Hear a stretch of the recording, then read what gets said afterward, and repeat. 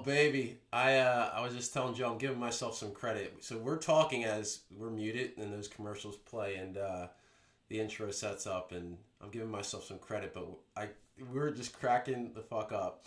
I know you guys are laughing at it, but the the photo we got of both. All right, so long story short, AI does some funny things. It made me look like a dirty Mexican trainer, even though I think I got a little glow to me, but it definitely gave, like, Joe's got a combination of, like, pedophile, significantly worse. Pedophile, trailer trash, you know, but it's like,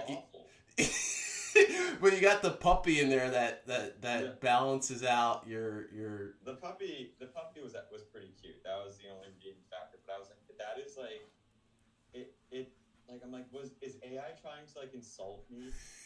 Like, I forget what I'm still figuring it out. Like, I forget what I wrote in there as the photo kept going on. But, yeah, it did it justice, man. I can't stop. And I intentionally did that because I just wanted to see some of the reactions of some people when they see this photo of us. Yeah, Nora was, like, on Instagram, just like, what is this? Like, that's your husband. And only you can accept it like that, you know. You'll laugh at that. Oh man, what do we got going on today? We got our friend the CrossFit Buddha. It's got a little gangsta vibe here with the hat, a little low. It's my CrossFit hat. Put on Buddha. You know, Buddha keeps us grounded. You know, and it's not. Listen, this is fitness, spiritual podcast. You know, you see my handle there. Although I'm not on social media anymore as the Fit Shaman, I don't do the Insta. I got the YouTube though, and you know, listen, I still walk the walk with my inner work practice as best as I can. I still need a lot of work coming back to that now as being a father, but the Buddha helps keep the mind, body, and soul as best in alignment, and we got some fitness. So it is the fittest shaman, the fittest Buddha, repping out the CrossFit hat. And again, when we talk about spirituality, we're not poking if you have you know, your own style of faith. You know, if you love the Big J. Well, we all love the Big J. I grew up with the Big J. All right, and we all have our understanding of the Big G. You know, the infinite creator. We got God, Master Flex. Well, we love God, right? That's what we do. That we wouldn't be here if it wasn't for the infinite potential that we were given on this planet with. But again, we'll balance it out. We'll give you a little bit of both. I'll give you some big G, some good fitness, some CrossFit. Joe will give us some, you know, some balance in between. He'll tell me when I'm talking too much, right? Yeah, I'll provide that much needed balance. All right, we're gonna have a good one today. We'll shoot the shit a little bit. I figured I gotta start off every episode making sure that we are in check. I can never get this right. No. There he is. There we go. Jack's napping. He is safe and sound. Officially, we went to the pediatrician yesterday. It's not just a snaggletooth. Apparently, he's getting the whole top row right now. But the snaggletooth, really? Yeah. So it's hence why he's been really having a hard time. Drool fest 24/7, biting whatever he can, going through fussy moments. But he's a troop, man. He's doing really, really well. Yeah, Hazel's got like little vampire teeth coming down. Oh, nice. Yeah. Yeah, she got her bottom tooth super early too. She was an early teeth girl, yeah. So we'll see, man. Gotta keep the babies in check.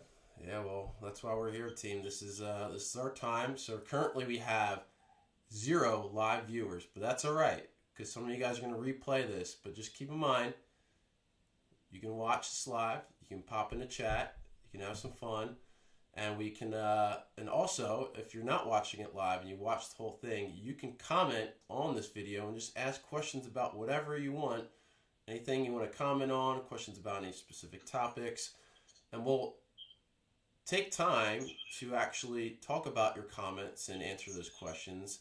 But right now, I don't have any viewer comments to review for us. So we're just going to keep this thing We're making it, baby. Hey, listen, season 2. We got the gadgets. We got the gear. We're just slowly progressing, you know, getting you guys into it. So, but yeah, there was actually some cool announcements this week.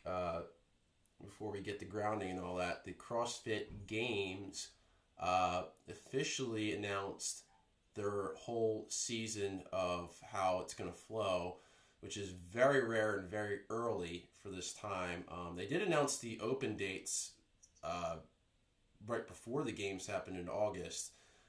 So we have that. That's the last week of February, and then the 2 first weekends in March are going to be the Open. So we know what the Open is when it's happening. So you have all this time to mentally prepare. You will be physically prepared through the MFP programming. And then they're bringing back the quarterfinals, which, Joe, I know you're pumped about, baby. That's my time to shine. Yeah, Dude, that's my Super Bowl. Dude, that's going to be your Super Bowl. You know, top 25%. Yeah. I feel like the first year was, I don't know if it was 25 or it was 10%, but I like that they did 25 to give some more people to play. The first time it was 10%. Yeah, that's what I thought. Make it. And then when they bumped it to 25, right. That was my ticket in. Yeah, dude. Well, this is it, baby. We got quarterfinals. They have a whole structure. So again, for most of you guys, we know the Open's going to be important to our community. For some of you who are, you know, a little bit more serious and want to take that next step, the quarterfinals is a decent opportunity to continue to play. And so when it comes to programming and all that stuff, we'll figure it out then. What else is going on? Oh, I've been watching I was telling the class you were there the other day, watching I'm going to say trigger warning, all right, motherfuckers, all right? Trigger warning before I say something, or I'll just let you know. But I've been watching the Dallas Cowboys documentary on Netflix, all right? Eagles fans, listen. I ride for the Eagles, ride for the Chiefs, whatever. I love sports, love. Margaret, you're just a fan of the game, man. Yeah, you're like Rob Lowe with the NFL. I just love people coming together. We talked about this in season 1. All right, how many times are we going to say we talked about this in season 1? Yeah, dude. You know what? It's the shallow part of my assessment so far. I'm almost done it, but like, dude, I mean, Jerry Jones, I'm not going to say, I don't really know enough, but you have all the media that puts on him. Like, dude, he's got one hell of a life and how he made the Cowboys to be what they are. And just the whole Cowboys story during those years in the 90s is wild. That's what I'm on, at least right now. But the deeper, man, it's if you look at how life works itself out for all of us, and you look at people who are at the top tier of what they do, or the best of the best, or, you know, do things that are spectacular, or big in our eyes, right? Or, you know, whatever, how you want to put that. Like, I mean, Jerry Jones is a serious manifester. He's got some serious spiritual potential, man. And like the synchronicities that line up in his life to allow him to be where he's at, regardless if it's ethical or not, who knows? But like, it's deep. If you look at it in a deep way like that. So, I recommend go watch it. Check it out. It's just entertaining too. I mean, like some of the stories and Michael Irvin coming back out. You know, like you know what the thing that happened with Michael Irving, like, you know, not too while back, where he was like caught on camera in a hotel drunk and he was like, you know, flirting around and shit like that. Yeah. He's a player, man. He just wants some ass. He's a player. Yeah. The brother's got. He had some bad PR lately. But he's a character, man. So anyway, I'm on the episode right when it's about to get into Deion Sanders, so that's gonna be quite a trip. So. And then we got a service cup this week. How are you feeling after the service cup workouts, man? I'm feeling sore. I really like the workouts though. Tomorrow's one is gonna be this like classic CrossFit, like burpees, thrusters, 21, 15, 9. Like, I think it's been great. The programming I've really liked. Like, it's been, I find that like really accessible for everybody across, like especially at MFP. Like, everybody seems to have. Because there have been some open workouts before that I feel like were a little bit hit or miss in terms of how you had to scale them. But I feel like everybody was able to get, in terms of this, also it's like it's less standardized and less structured than the open. But I thought just like just going to that roots of CrossFit, like simple kind of grunt work with a barbell, gymnastics. Like I thought the programming has been really good, like short and intense.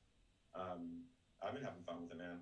I really think it's cool. I hope CrossFit keeps doing this stuff, like these things like outside of just the Open, because the Open like is the coolest thing that they do every year, and like people love it. And I think people also really enjoy, and I really enjoy these like little micro Open events. So I'm hoping CrossFit keeps this kind of stuff going. I think it's great for the community. Yeah, I agree, man. And I thought it helped that they announced all this stuff early, because it's not traditional for me to program within a week like this, where we have like such a structured week to week. But because I had so much time to think about how I would plug in the workout specifically. Again, I was talking on like my Monday episode of like programming. I'll touch more on it then, but just long story short with that, it's just like I like how I was able to plug them in. Like I liked how Tuesday I was able to, like, so there's a weightlifting bias in there, and we've been doing a lot of weightlifting bias stuff on Tuesday. The Monday workout was, it kind of hit that gymnastics, weightlifting, like the skill of the jump rope was enough to kind of give it enough challenge, but you also had like just a simple dumbbell piece that kind of made it the same time frame that we usually do on Mondays. I thought it was a good start to the week. I was having trouble figuring out where I was going to put the thrust or burpee, but it would fit with like how we've been doing Wednesdays, like short, quick, intense. But I didn't want to do 3 back to back, and like, so that's why yesterday was a little bit more low key. Give it some more time, and then that way we can ramp it back up Friday, Saturday. So, it's really cool how CrossFit, is they're doing a good job of like putting it out there for the affiliate owners and marketing it. I like the continuation. I like the time frame of communication of like, so we can plan our affiliates to, integrate these into our programs if we want to. And so I'm already looking at the leaderboard for the Service Cup, and I think I'm doing pretty well. I'm doing them at 4 a.m. and I'm giving myself some credit. I'm doing pretty solid for. Yeah, that I could do the 4 a.m. flow, but the 4 a.m. for me has to be a workout like yesterday. I can't do burpees and thrusters at 4 a.m. Like I would be able to do yesterday's workout at 4, but I'm not doing burpees and thrusters at 4. That's my limit. Well, I'm gonna go for it tomorrow, man. Well, Joe and I are signed up as a CrossFit professionals on our category. You guys can still sign up if you know you're going to do those workouts. And lastly, before we get into our topic, I think I could qualify as a law enforcement individual. Honestly, I got a quick story for you. So, how would you qualify as a law enforcement? Well, listen. All right, I got a story. All right. So, summer story, quick story. I'll try to make it quick. All right, coming back, we're all month in August, having a good beach time. Jack, Steph, and I. Oh, there we go. Well, let me see if I can. Can I click it? There you go. Ready? Bang! Cool Buddha. We have one view. All right, so ready? Here's the story. The Steph, Jack, and I are coming back from the beach one day, almost, one of our last days down the shore. And we're walking back, and there's the dumpster area with a fence around it, and we see a little curb next to that fence. And we're just kind of walking. I just noticed that there's an individual, a person, a human being, on that ledge, laid completely out, and we basically see that there's flies around the individual's head. There's flies. So we're getting this typical movie scene of like, I say, Steph, I think that's a dead body. Holy fuck. Like, I swear it's a dead body. And then we're also witnessing, this uppity old timer might like own one of the condos or whatever. He's calling the police, like, not even like talking this human being down. So I decide, because I'm such a good shaman I am, to go up to this dead body looking individual. I say, like, hey, and the kid just alerts up, and clearly on who knows what, definitely severely drunk, no shoes, nothing. Ask general questions, like, hey, like, what's your name? How old are you? What street are you on? Find out he's Chase. He's 15. He's on 23rd Street. He's severely intoxicated with who knows what. And I'm just kind of like looking at Steph. I'm like, like we need to, obviously call the cops, and the uppity guy's already doing it. So I'm just trying to keep this kid alert because I feel like if he, um, Steph, made you go up to make sure to check if he was breathing. Seriously, trying to keep him alert, and he just telling me, he's like, don't call the cops and all that. He's obviously freaking out. So all of a sudden, he gets up because he hears some sirens, and I follow him to be the watcher that I am, taking care of him. He's walking down the street. Cops start pulling up, and he just stops. He starts sobbing, and I go up to him, like, hey, it's all right. And he just hugs me, on, crying on my shoulder. And like, he already like vomited like this brown tarish looking shit. It's all over him. Now it's all over me. I don't have a shirt on. I'm getting all this shit all over me. And I'm just like, and then here's the best part. All the cop cars pull up, ambulance pulls up. And then I swear it's the Chippendale version of police officer group that just like comes like slow motion up to me and Chase. And it was I was mesmerized by these police officers. Like, they were some good looking dudes, and they took care of us. They took care of Chase. I'm talking to one police officer. They're like, get their gloves on, trying to tend to him. EMTs like working on him, and next thing you know, like, they're working on. They ask him a question, and he just like he just flops over. Oh my god, it was a hot mess, and they take him off on the stretcher, and he goes like, "Thank you, my man." So You saved Chase's life. I think I saved Chase's life. We were really concerned about like how that all ended, but definitely got his stomach pumped or something. So anyway, long story short, there as best I could. Local hero in Avalon, Mr. Fittest Shaman. So I think I could sign up the Service Cup as a local hero of Avalon. Agreed. That was my summer story. All right, hope you guys enjoyed.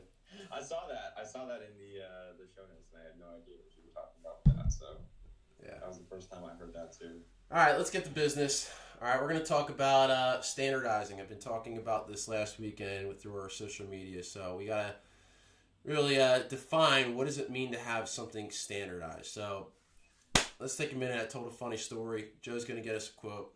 We're going to breathe. I'm still the shaman here, baby. All right, so wherever you're at, if you're joining in live, just hanging out, watching the replay, take a minute to slow down. Just be present in your space. Be present with our podcast. And close your eyes. Keep your eyes open, whatever feels good, and just focus on a nice, slow, controlled, deep breath in through your belly.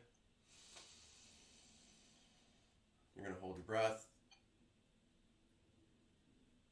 You're going to slowly exhale, nose into the mouth.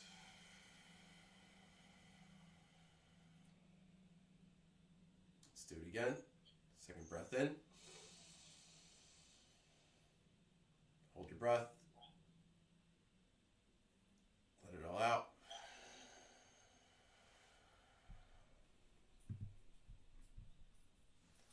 And last inhale. Hold. Let it all out. Stay present, stay in the moment. I'm sweating like a pig already after that story and after that breathing, so let's make it happen, Joe. What do you got, brother?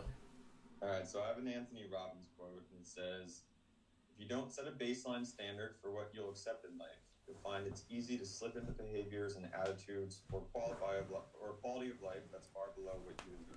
So, just to not really trying to be super symbolic here, really just getting directly into what we're talking about, and just the importance of having like standards for yourself, standards of what you do, and like, as we carry this conversation into CrossFit, like, there's a reason why, CrossFit has become so influential and so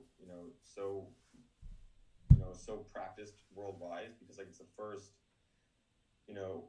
methodology that really standardized movement. And like, you can look at, there's a million other quasi CrossFit like places that, say that they're doing something like CrossFit, but the main difference comes from like just that standard of like holding yourself accountable to like how like certain movements have a standard, things are measurable, and like you don't accept anything less than that. And I think that it's important because that's something that doesn't require motivation. Like it's just a standard, it's a rule, it's like how you flow, whether you're motivated or not, it's going to be consistent. Mm-hmm. So super important, relevant for what we're going to get into.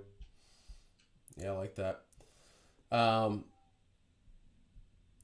I think the big thing here with standards is setting an expectation, right? And we can create our own expectations of what we want or what we want to achieve, but the big thing we'll talk about is like how CrossFit, in such a unique way that I've ever experienced when it came to fitness and wellness and health, just set such a high standard, and not just like a standard of what we would think a standard, like a very deep way of understanding that and how it's broken down. So we'll go into that. But I start off with like what's an example of standards?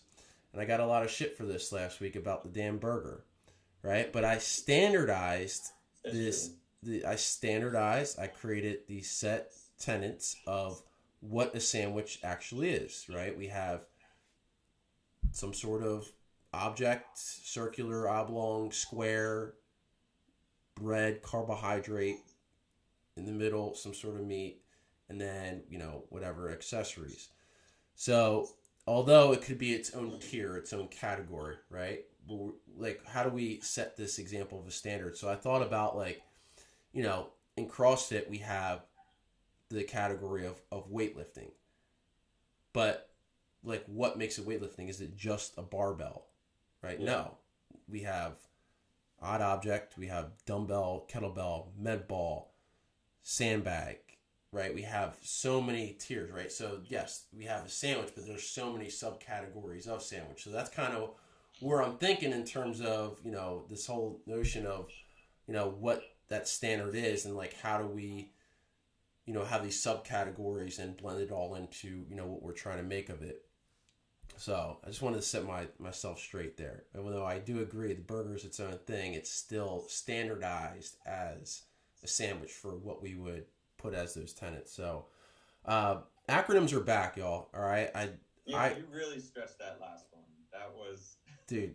I'm the fucking goat of acronyms. All right. I was like, wait, what? And you know what? This one actually didn't take me that long to put together. So standard, set tenets among non-negotiables, delivering applicable, repeatable definitives. And it's like, okay, well, what the fuck does all that mean, right? So I wrote this whole idea of like, in whatever you pursue, are there values?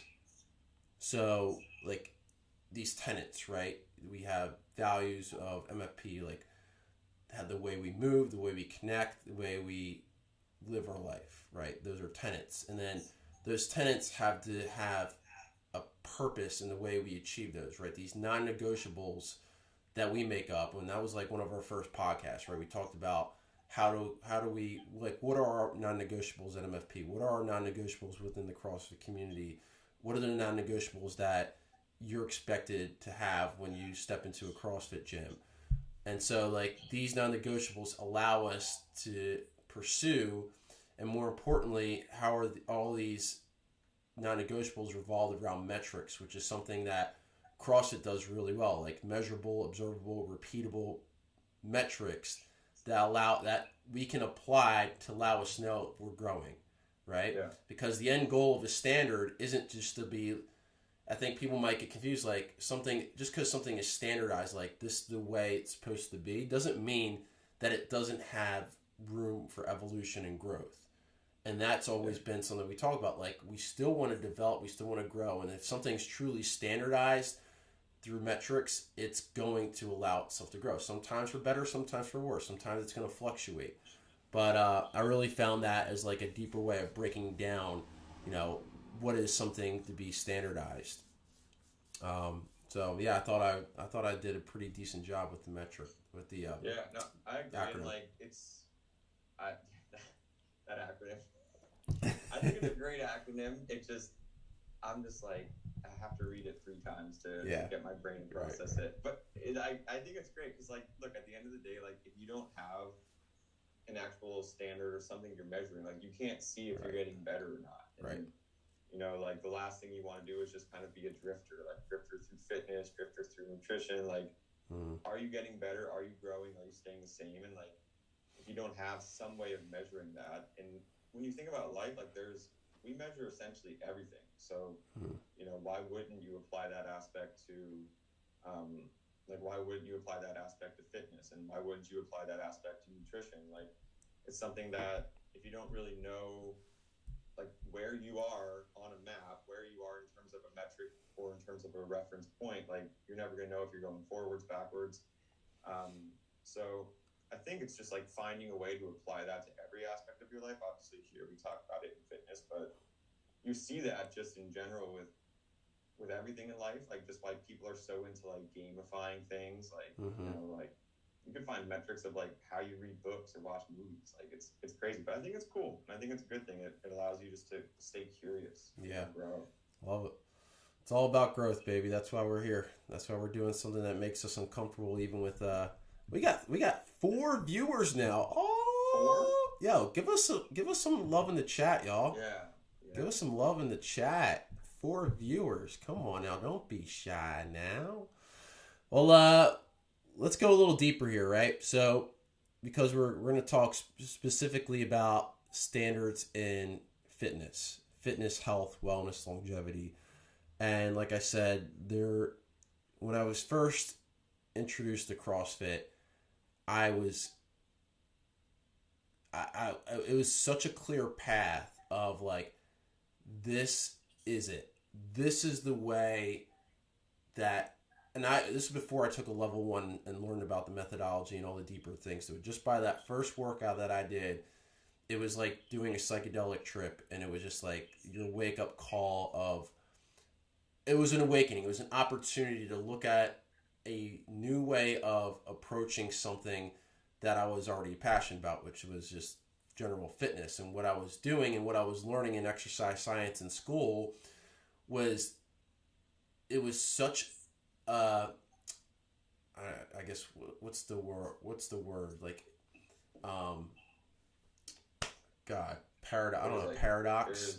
Like paradox, yeah, it was such a paradox of like what I was already learning, that I found that so intriguing, and that just kept allowing me to dive deeper and deeper into it. So what we'll do, and what I'll do for you guys, is kind of give you like a little intro to what like a level 1 is like, and how this understanding of how CrossFit defines fitness and sets the standard of like what fitness actually is, and how we can allow that to give us a bigger picture of like what I mean by like CrossFit truly is the standard and has always been the standard for the past 25 years of this trend of functional fitness that we see in the world. So they and this is something that they had a quote within an email that they sent the other day. It said, "Fitness isn't a fad, fitness is CrossFit." And we see so many fads right now, like High Rocks, right? High Rocks, it's killing it. It's doing great things. It's a fun race to take part of, right? It's a fun way to express your fitness, and obviously a fun way to express your running capacity. But is it a fad? I don't know. I would say it's developed itself from the CrossFit methodology to some extent. You know, again, Orange Theories, F45s, you know, X gym within your local town that says they do functional fitness, and all those other we'll call pseudo CrossFits, right? They all come from this upbringing of what CrossFit set, and CrossFit never set itself as a fad, because it's been, again, growing ups and downs over the past 25 years.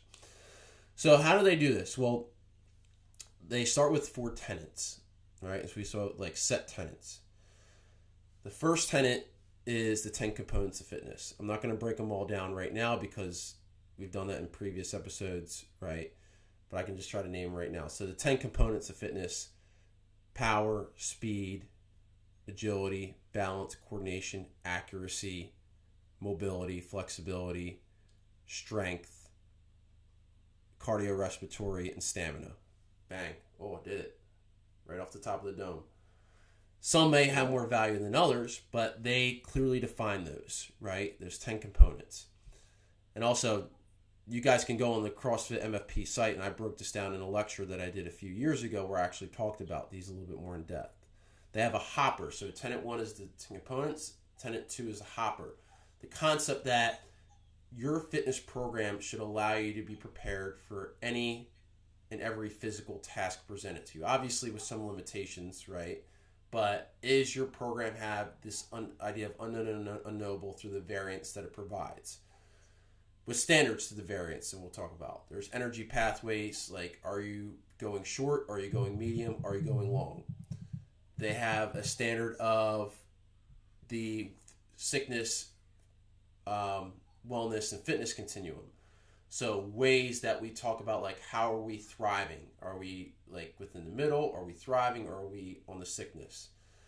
And then, so those are the 4 tenets, right? Components, hopper, the continuum, the energy pathways.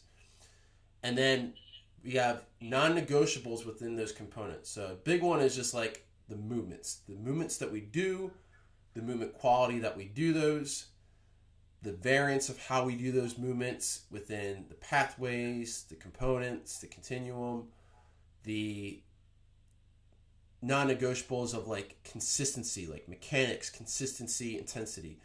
Move well, move often, show up often, and then long term, you can start to make progress, right? We're not worried about how heavy you can go today or next week or the next week or next week. We're thinking about, again, slow roast, slow builds, right? That's non-negotiable. Like the community whole aspect of CrossFit standardized is a non-negotiable of like how we create a coaching environment for group class in a way that I know and I've never seen an experience within, again, other pseudo group fitness gyms, at least in the way CrossFit delivers it, and I've seen it delivered, and the way we deliver it ourselves. The non-negotiable of like, this isn't just a fitness program. The pyramid, CrossFit pyramid, is about nutrition first, right? What do we put into our bodies? How do we work our metabolic pathways, weightlifting, gymnastics, and then ultimately, how do we create a lifestyle that sets our long-term success and health? And within those non-negotiables, right, we have ways that we apply it and we create results that cannot be replicated, right? They could be pseudo-replicated or thought about, but if you're not truly trained or understood by the way we do those in the CrossFit methodology, you're really missing out long-term, I think. And that's one thing that I was really awakened to when I started diving deep into like what the CrossFit methodology is. What are we doing? How is this CrossFit brand per se just completely changed the norm of like how we think about integrating fitness concepts to a weekly, monthly, yearly, 5-10 year program. Yeah, and like what I think is also important to recognize is just like what we do as a CrossFit affiliate with the very simple things to standardize. Like this is the standard of a push-up. Like it seems simple, right? Like right. Chest to the floor, hips and thighs off the ground. But like when you look around something as simple as just like a push-up progression, it's like actually could drive you nuts. Like if you ever see like those random like on like your Apple News phone, like headlines like man does 100 push-ups in. Oh my God, like, so cringe. And like you so see cringe. people doing stuff and it's just like that dude's not doing push-ups, or like woman does like whatever many squats, and like 90-year-old and like they're just not doing squats. Like there's just so much. It's so simple that it seems obvious, but it's not. Like, dude, you're fucking triggering me so hard, right? You should. Why don't you give me a trigger warning? So say a trigger word, but it's God I damn. see it all the time. Or like people on Instagram, like saying like how many like pull-ups they do, and they're not like. It seems simple, but pull up, lock it out at the bottom, get your chin over the bar. But like it seems simple, but like this stuff is so important because that shit is not like, Dude. people don't standardize even the basics of movement. I'm not even talking like complex movements here. Dude, well, this segues into the next. Oh my God, you're heating me up, dude. Well, yes, one of the main things CrossFit has done that nowhere else has done is set a standard non-negotiables, right, around how we move, and giving a clear point A, B, and C position points of our movements and our positions, right? You start at the top of a squat, your hips clearly go below parallel. We standardize that. We can clearly see that's a metric, it's applicable, and then we can stand it up. So, you know, one thing we've talked about, right? It's like, you know, I like my RFK guy. I like to making America healthy again. Push-ups? Here's the thing, right? I'm not. He's got some wackadoodle stuff. I get it. They're all wackadoodle, but these fucking politic people, you know. But I'll call him Rifkiger, RFK Jr. He started the presidential fitness test, whatever the fuck it is, right? And it's basically you accumulate 50 pull-ups and 100 push-ups as fast as possible, which is cool, right? And they did a video on it, and if you look up Hillerfit, he roasts standards of movement. And it was all these people doing the cringiest pull-ups and push-ups to extremely poor standards, range of motions. I'm not even going into like the potential, like, you know, doing push-ups like this and internal rotation in your shoulder and all. It was just, it pissed me off because there's high viewership of this. And then, like, people were thinking, like, that's the way we're supposed to move. Like, yeah, sure, doing movement is better than nothing. Great. But we should have standards to these types of things. We should want to have a high expectation of how we move and the way we move. Not just for longevity, but just to give us those metrics of progression. And so, like, this guy's like, yeah, I just did it in 2 minutes and 50 seconds. Like, no, the fuck you didn't. You did. That's like these were your pull-ups, and these were your push-ups. And... oh God, and I see it everywhere with just like, and I don't want to be like such a negative Nancy with like pseudo fitness places, but you know, I've witnessed, and even in personal training days, like just what people do, and like people, and you can go online and see all the hate and all the whatever for CrossFit and whatever. Great, more hate, we're doing better. But I can guarantee you, I've seen just some of the cringiest ways of teaching people how to move and setting a standard just from like regular personal trainers. Again, like XYZ Fitness around the corner doing like lunges, and it's like not even a lunge, it's just like a dip with your knee and standing. Yeah. Like they think they're getting work done, or doing a wall ball with the slight knee bend and throwing it to 2 inches above your head. You know, but high rocks. The thing that like that makes me upset about that is like for a good amount of the population, at least in our kind of circle of the world, could look at that and realize like, oh, like you're not getting any value out of this. But for many people, like I come from a family, like for my parents, like fitness was the moon to my parents. It still pretty much is the moon to them. And like people like them could like maybe want to make a choice and like want to like invest their money and time into like getting better. And it's just like, it is frustrating that there are like someone could truly have no idea and like think this is it, and when in reality they're not even close to like the standard that not only helps them, but like it's the standard that like they deserve as people. It's like you deserve to have that standard if you like actually want to get better. And you know, that's why like I'm so grateful to stumbling into like the CrossFit world, because you know, before like unless you're raised with a family that like fitness is everything, it's like kids don't know either, man. It's frustrating. Yeah, and again, not even all CrossFit gyms, you know, set these expectations, even though that's what the methodology is based off of. But like, you know, it's like, well, why do movement, let's just say movement standards matter in terms of a non-negotiable, right? We have all these other non-negotiables of when you step into a gym, right? Your mindset, being coachable, your ability to be consistent, to work hard, to scale. but like, let's just say, for example, because you asked last week about this whole notion of like, what do you think about when programming for people that are new, because they go right into a class. And I revisited that thought for a little bit, because when I was one of the head coaches at CrossFit Westchester before I opened MFP, one of my main roles was taking people through on-ramps, like doing the individual sessions before they started going into group classes.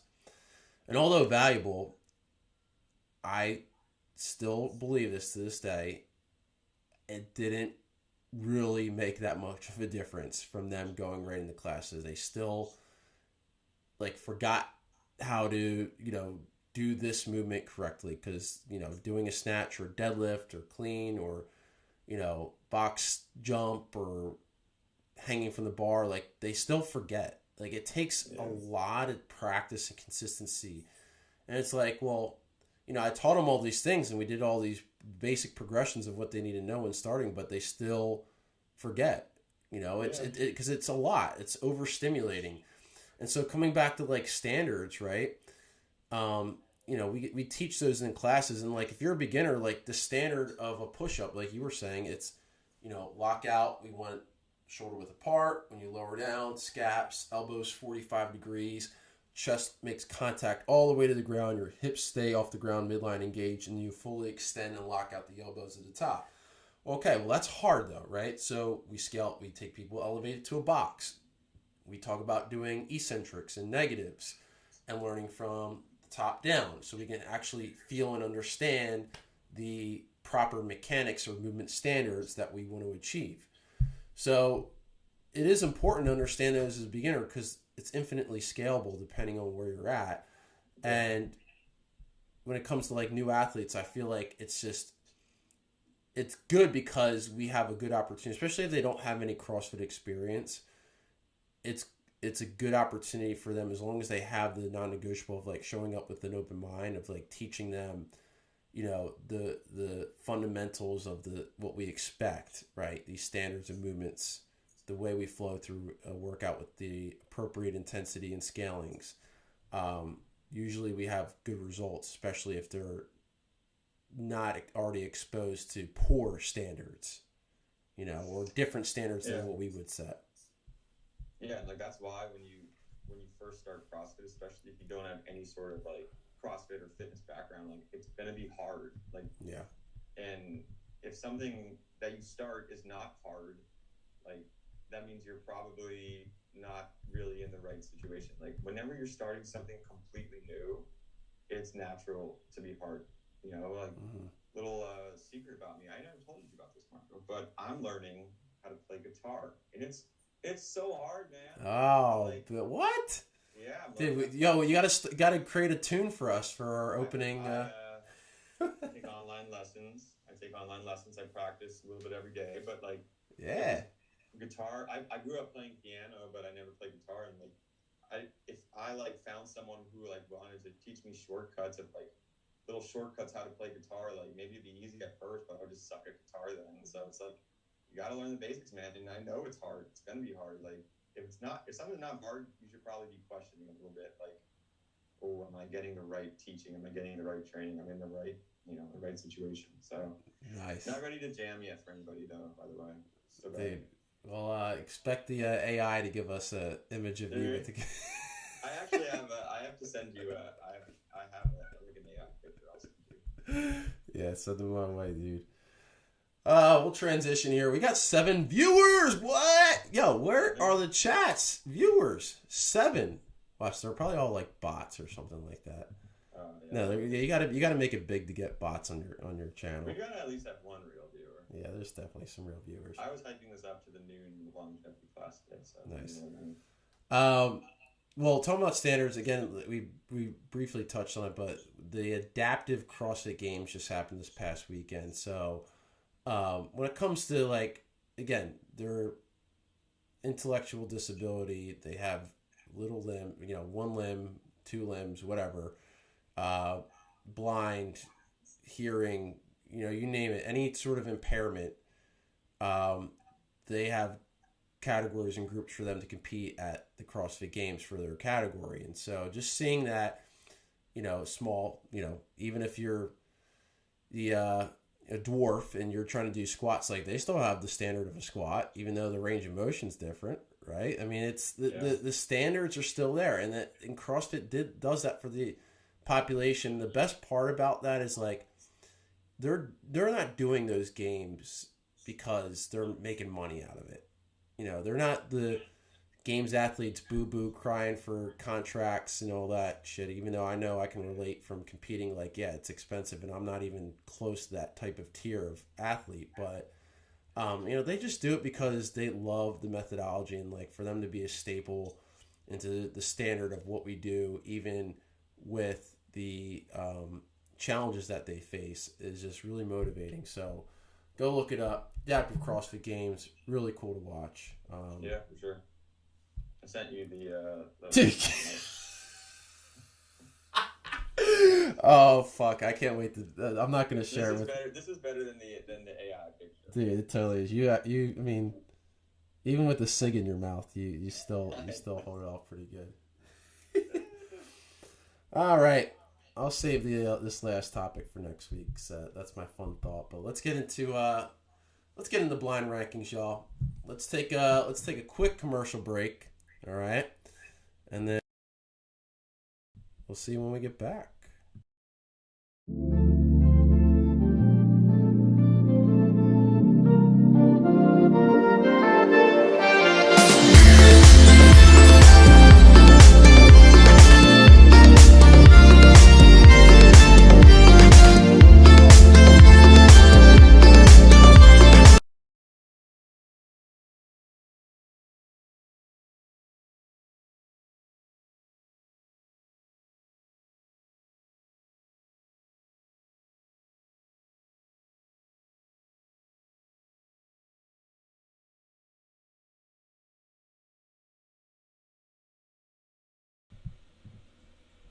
Look at that. We're back. Cutie. Hold up. Bang, The Lord bang. of the Rings shirt. Dude, it's by far the greatest quote of Human history. all human history. Hold on, let me close this.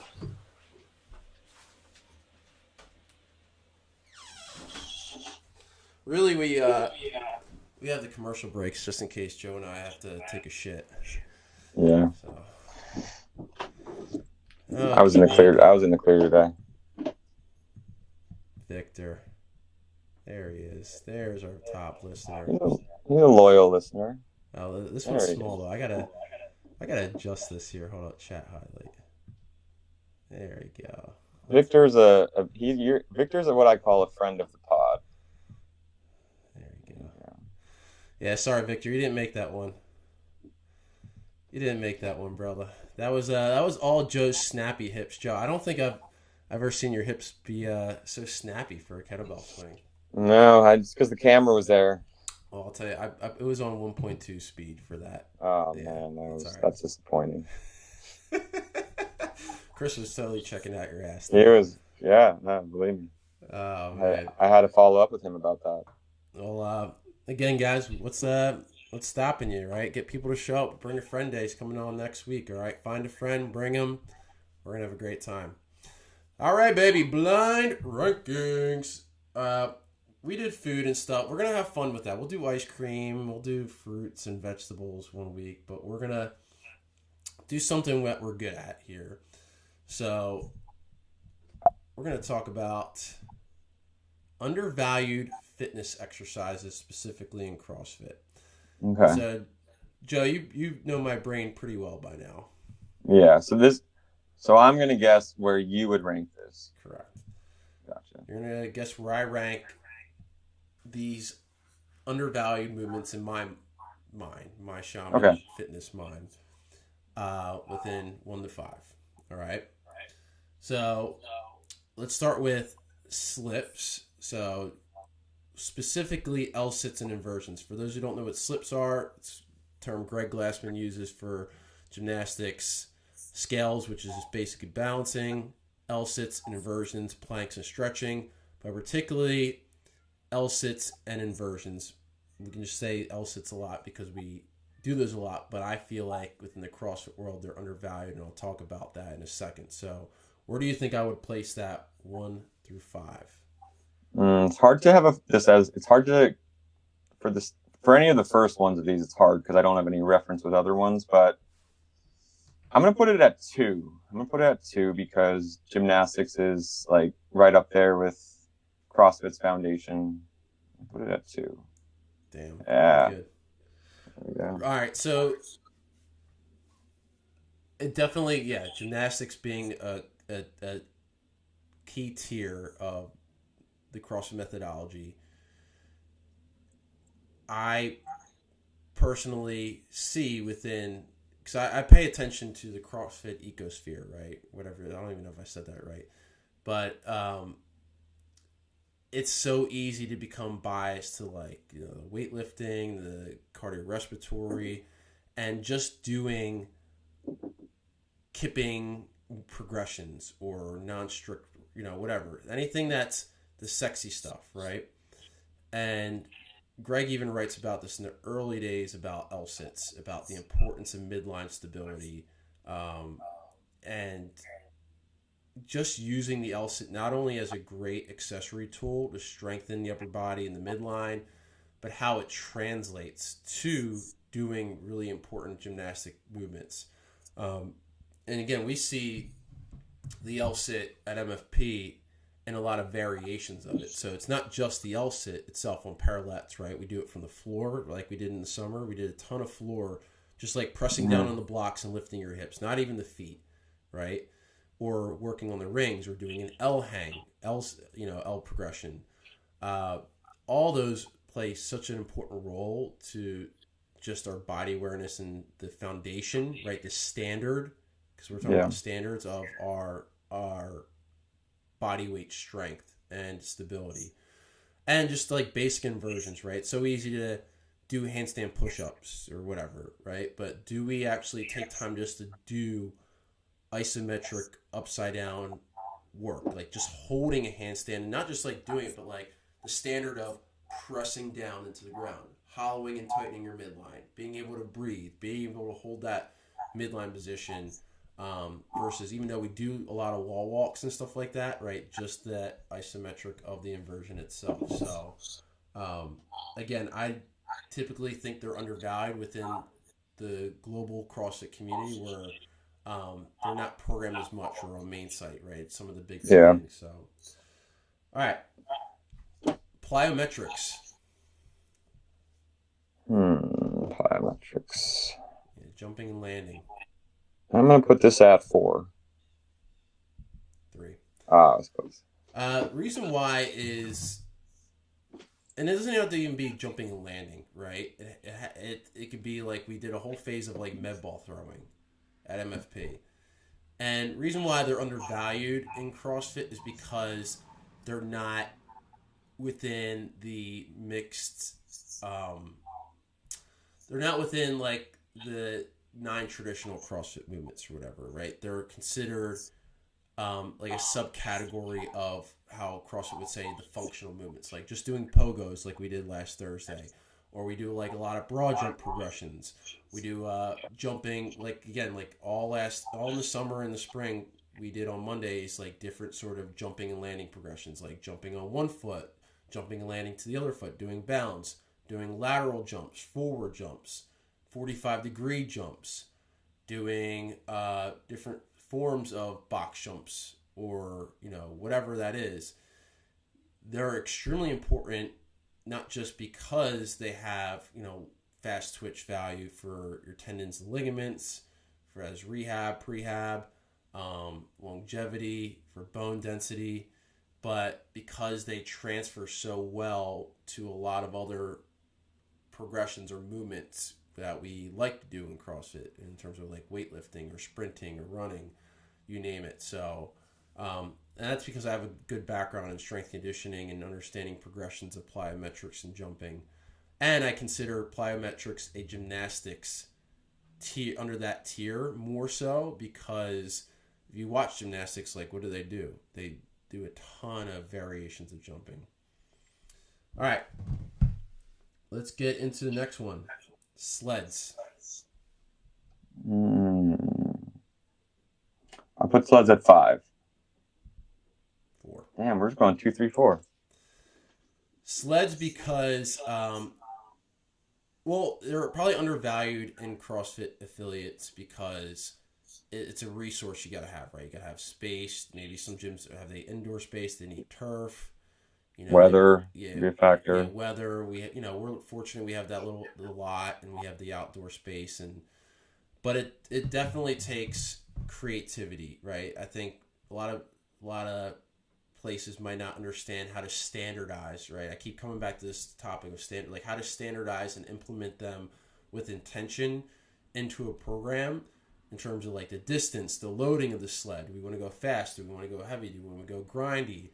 Do we want to do sled pulling? So reverse sled dragging for the knees, right? Do we want to do lateral progressions, right? So the variation of the sled is super important. It's not just pushing the sled itself, right? That's easy, but the variations of it, like for example, we talk about my, shout out my hat here, Avalon experience this summer, right? I saved a life, but I also was implementing my fitness by dragging the cart of all the shit that I have now because Jack is going to the beach. We have all the gadgets, all the chairs, all the toys, you name it, playpens, and I'm laterally dragging with that crossover step that I'm like, damn, thank God we do this a lot at MFP, right? So sled variations are key. Okay? All right, loaded carries. 1. Damn it. So the reason why is because I see a lot within CrossFit gyms, main site, CrossFit communities, like carries are not foreign. You see a lot of farmer carries, right, all over the place because again, it's such a valuable tool. Like, and it has a lot of benefit for grip, strength, work capacity. But the variety of the carry itself, like we did, for example, we were doing overhead Wednesdays. So like weights overhead. We did front rack. We do offset. We did, the sword and shields in the spring, in the summer, right?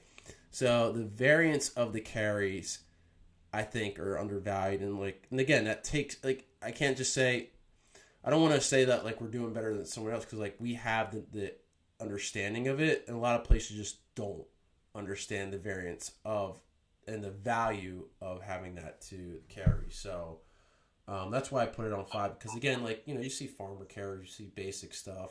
We know overhead carries are great for the shoulders. Oh, we got a comment, Victor. What do you got? I got a ninja chat. Bang! Rubber bands to the top. What is it? What do you mean here, Victor? Come on, give me something, man. I feel like I'm listening to you talk in Russian. He might be referencing. We got another. He might be referencing a overhead banded progression. Oh yeah. Okay, well maybe we do the bands overhead or something. Yeah, I think he might be referencing that.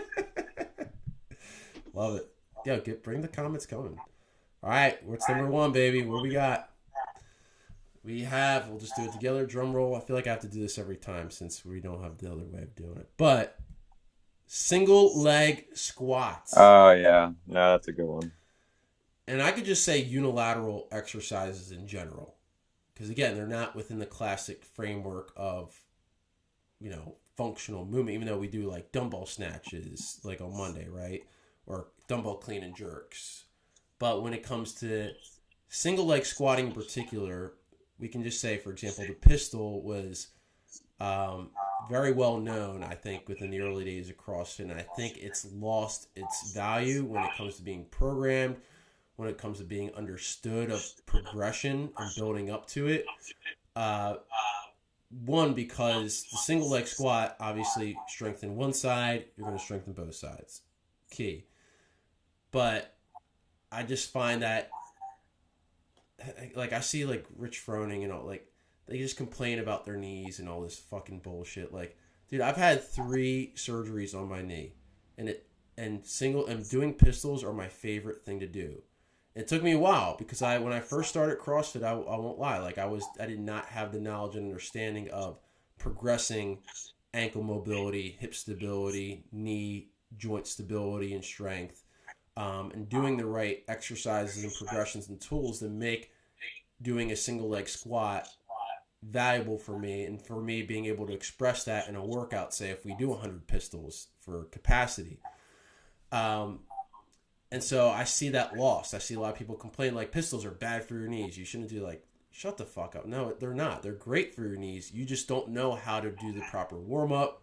You don't know how to do the proper progressions. You don't know how to do isometrics, starting with knees over toes, starting with VMO step ups, reverse Nordics, doing the box progressions, like working on your ankle mobility. Like your warm up for a pistol should not be like putting a band around your ankle and just pushing the knee forward over the toe. Like you need to have some bigger, broader progressions. And also, like, it's hard to do. Single leg squats are tough. Joe, like you have trouble with them still because of hamstring mobility, for example. Yeah, exactly. Like we do the box progressions, which are probably my favorite. But then you can do like banded progressions, kickstand progressions. And so just incorporating single leg squats, CrossFit might call them pistols. They might say single leg squats sometimes. Incorporating into your workouts and programs, I feel like they're avoided because they're scary for people's knees. And really they're not. You're just not understanding how to do it. And again, that's just could be not understood well or communicated. But again, I'm just sick of hearing like, people who program competitions, like we didn't see any of them in, semifinals or the games. And it's like, no, like they have a ton of value. I'm shocked they weren't in the games. Yeah. Do you think they'll ever put them in an open workout or no? Well, they did in 2020. Oh, they did. I remember that. That's right. Yeah, they did in 2020, but like it was such a good workout of progression of it. It was like the step ups and then clean and jerk and then eventually the pistols. I think the open nowadays you won't see it, but I think like quarterfinals they did the one year when Adrian Bosman, he's gymnastic biased, but he did program in quarterfinals, which I thought was cool. But yeah, they've like kind of disappeared within the CrossFit competitive or general, I feel like, gym community, and that pisses me off. And I think I get it. And we do a lot of it, right? We do so many different single leg progressions of strength. So unilateral has always been a staple into the MFP methodology. It has a place in the CrossFit methodology, and I would definitely like to see it come back because, but again, like, and the information's out there. Like CrossFit has like specialties that talk about like how to properly progress a pistol. Like they know, like there's tons of content CrossFit puts out, but like CrossFit affiliates and competitors or gym owners or programs don't incorporate them. Anyway, any comments about the top 5 there? I just did a lot of talking, but no, I think it's a good list. If I had like to do this ranking, if you gave me this all in one big lump sum and said like rank them, okay. I feel like I probably would have had slips first. I know, and then, but I think the single leg squat progressions are great at one. I just like those two would be a little bit interchangeable for me. Like once I would see all the options. Okay. Well, why don't we try that next week then? I'll give you all the options and then you plug them all in. Yeah. Again, because of the PowerPoint, I'm not able to do it the way the barbell spin does it, which is a little bit more fun. But I'm still the rubber band's at the top. Victor, what is this? You gotta articulate it. The rocket emoji really gets me here. That's it. Oh man. Well, that's it for today, y'all. All right, we talked a lot today. We talked a lot about standards, saving lives down the beach. Yep. Guitar. Can't wait for you to give us a good intro to the podcast and the guitar. Yeah, man. Maybe by Thanksgiving. Love it. All right, team. Well, got nothing else. Let's keep the service cup going. All right, great workout so far. Having a lot of fun. You guys are really doing a great job pushing the pace here. We'll get into a little bit more normal flow back on the program next week. If you tune in to Monday, I'll talk more about programming. And then next Saturday, just a reminder, the Bring a Friend Day, you must bring a friend. You cannot just show up. You got to bring somebody. It doesn't matter who it is. We'll talk about how we scale it and all that. It's a 1 hour workout. And then we're going to do a half hour, just have some coffee. We'll sit, talk about CrossFit, give you guys a little bit of a lecture, and just connect a little bit as a team. So should have a great week coming up next week. Let's finish strong. All right, get those thrusters and burpees tomorrow. All right? All right, thanks for tuning in. Leave comments. Oh, yeah, like and subscribe. Don't just view. I see 10 viewers right now. That's okay? huge. Like and subscribe. All right? Here, Victor. Come on, dudes. Oh. Talking about resistance bands. More heavy shit. Oh, I get it. Okay. There we go. He's getting all this stuff here. He's loving it. All right, team. Well, thanks for tuning in, everybody. All right, like and subscribe, please, and thank you. All right, and then leave comments. Keep on the chat going. Thanks, Victor. Appreciate you, dude. All right. Peace. See y'all.